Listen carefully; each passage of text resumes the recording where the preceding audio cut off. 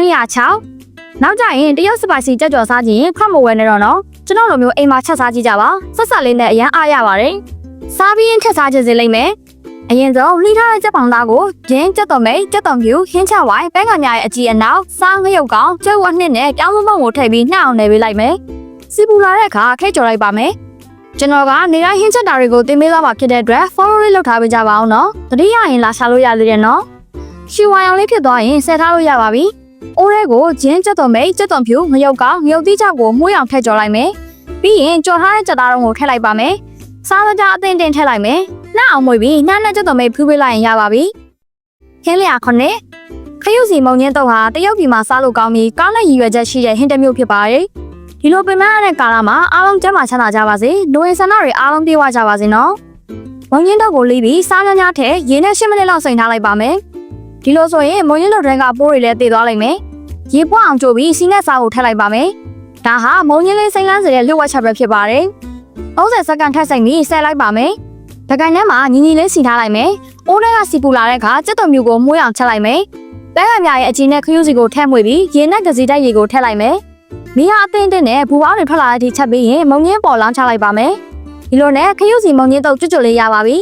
ဝါလို့ရမ်းကောင်းပြီးအီလက်မအီစေရပါဘူးခင်းလျာ8လူအများစုကကြက်တောင်ပန်ကိုဝယ်လာရင်ရိုးရိုးကြော်တာမဟုတ်ရင်ကိုလာကြက်ကြော်ပဲလုပ်တတ်ကြပါတယ်အီအောင်အင်္ဂလိပ်ထင်ပါတယ်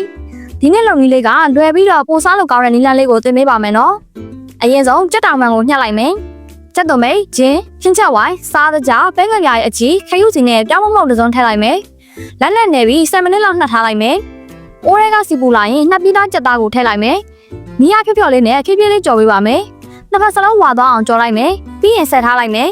ကြက်သွန်မျိုးကိုမှုေးသွားအောင်ကြော်ပေးလိုက်မယ်ပြီးရင်ကြက်တောင်ပန်ကြော်ကြက်သွန်နီငရုတ်သီးငရုတ်ကောင်းစားတွေကိုထည့်လိုက်မယ်ခဏမှုေးပေးလိုက်ရင်ရပါပြီဒီလိုနည်းနဲ့ချက်ထားတဲ့ငရုတ်ကောင်းစားကြက်တောင်ပန်ကြော်ကိုစားဖို့သူတိုင်းကသဘောကျကြပါတယ်မိတ်ဆွေလည်းချက်စားကြည့်ပါနော်တင်စစ်စားမိမှာမဟုတ်ပါဘူးကျဲဥကိုကြံတကားလေးထည့်ပြီးမှုေးပေးလိုက်ရင်အစစ်မြင့်ထမင်းဆိုင်တွေကဟင်းလျာတစ်ပွဲကိုရလာလိမ့်မယ်အရန်စားလို့ကောင်းပါတယ်တစ်ခါကြည့်လိုက်တာနဲ့လွတ်တက်သွားမယ်လို့လည်းအာမခံပါတယ်